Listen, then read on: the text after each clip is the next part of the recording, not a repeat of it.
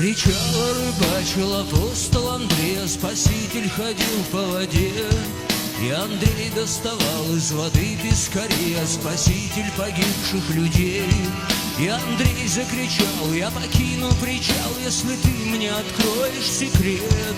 И Спаситель ответил: спокойно, Андрей, никакого секрета здесь нет.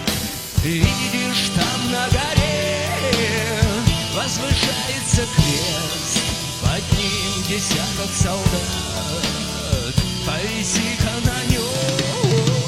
А когда надоест, возвращайся назад. Гулять по воде, гулять по воде, гулять по воде со мной.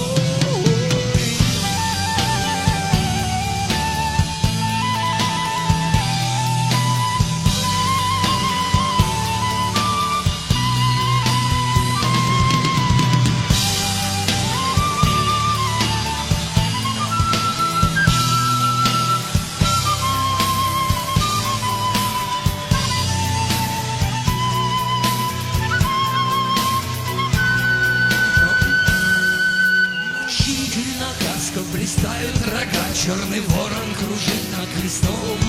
Отвести мне сейчас, пожалей дурака, а распятие оставь на потом.